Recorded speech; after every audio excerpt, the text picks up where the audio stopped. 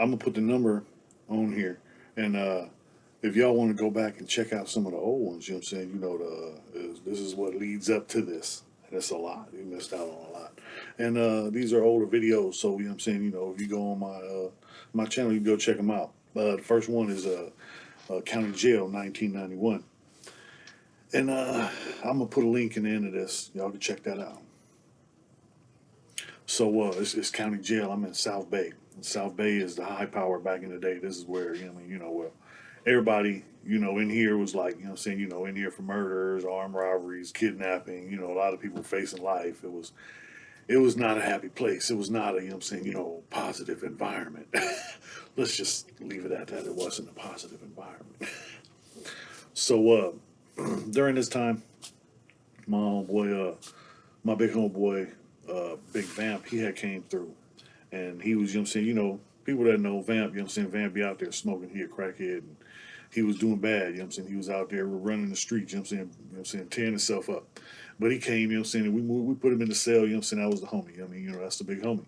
So, we took him in the cell, and we used to fuck with him all the time, man. But that's one thing, man. Them crackhead farts, man, they kill you. That shit is bad. You locked up in a cell, and he's like, man, I apologize, man. He would do everything. He would go sit on the toilet and flush it, and and go stand by the vent, and, still, that shit was bad. It was toxic. This was back in the day. So we was up in there. Man, I remember, oh, the homie little Dave. I used to, we used to play cards. We used to play this game Pluck. And three people play, and whoever loses, has to drink water, drink cups of water. I had that motherfucker drinking so much water he couldn't sleep. He was up all night pissing every 5 minutes. I made him drink so much water he threw up water. We was clowning though, man. We was having fun, And then he left. Right after he left, it was just me and Vamp was in the cell. Vamp had just came back from the dentist, so he had his tooth pulled. So he was fucked up. He was out of it. Literally. That shit had him fucked up. So we had him up in the cell, and the cell door was closed, and he was locked in. And when the riot kicked off, he was already locked in. And he couldn't get out. He was on the door banging, but a riot kicks off with the Mexicans, and it was over something stupid. I don't know what it was. It was some over the phones with this dude. It was a dude named Kool-Aid. Kool-Aid was a Crip. He didn't have a neighborhood. He came out from the East Coast somewhere, down south. I don't know. He was from like Chicago or not Chicago, Midwest.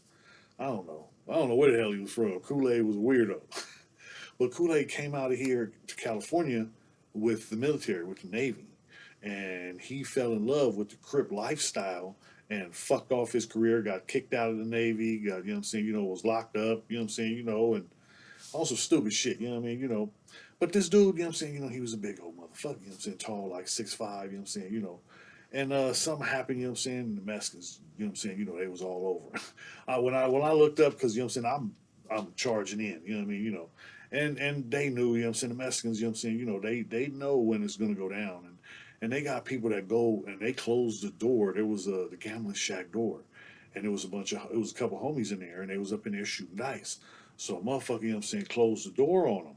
And now they locked in, and then the riot kicks off. So they knew, it was going down, and had enough time to do this. We didn't know nothing. When we see what's cracking, we just rush over, and it was like we was outnumbered. It was like 30 to like 6.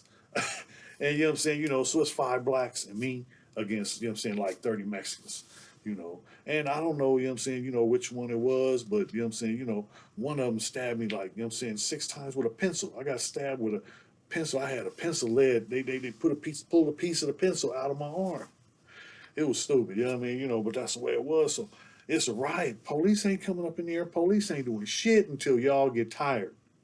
And motherfuckers can die. Motherfuckers have died like this because the police, they're just, the alarm's going off, and all the police from everywhere else are coming down here to back these people up. So they're all piling up in the booth.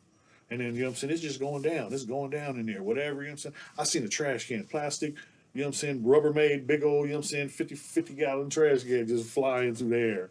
It wasn't nothing in it, trash all over the place, it was stupid, but it gets like that sometimes, and then It's certain things like, you got to watch for.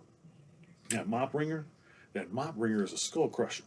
And people, you know what I'm saying, that mop, you know what I'm saying, that mop handle, you know what I mean, that's a spear. So it's a lot of weapons that, you know what I'm saying, become handy when, it's situations like that. But, people got weapons. There's people, you know what I'm saying, that got knives. I wasn't, you know what I'm saying, when I first got there, you know what I'm saying, my homeboy made me carry a knife around. And then I was like, man, I don't need to do this. You know what I mean? As long as I got these, I'll deal with whatever comes. You know what I mean?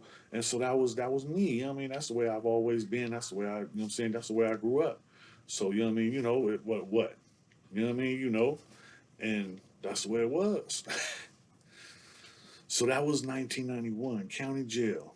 And then when the riot happened, I got moved to the other side. So the blacks, we went to the hole, and they left the Mexicans there. They locked the place down, you know what I'm saying, for like 2 days. Then they let everybody out, okay, you know what I'm saying, normal program, just don't do it again. That's the way it is. They you know what I'm saying, the administration wants us fighting each other. As long as we're fighting each other, we can't fight against them.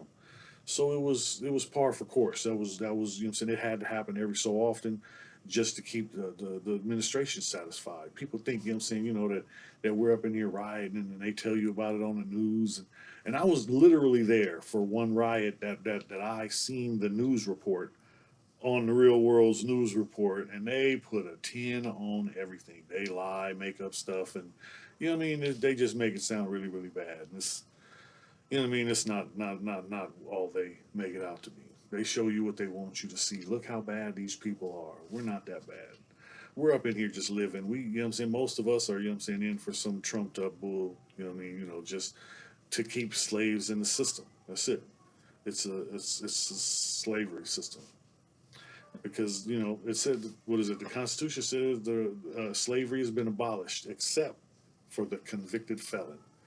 So now we just make all the black people slaves. Nobody's paying attention.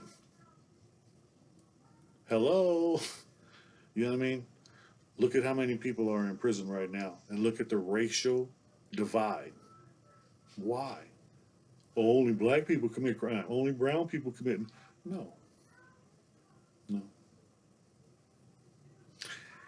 Everybody makes mistakes. Everybody, you know what I'm saying, messes up at one time or another. Maybe not now, maybe later. You know what I mean? But it happens. This is life. This is how we grow. This is how we move forward. But if people hold people back, it makes it harder to move forward. So, what are we going to do? Push, get up, do something, say something, make something happen.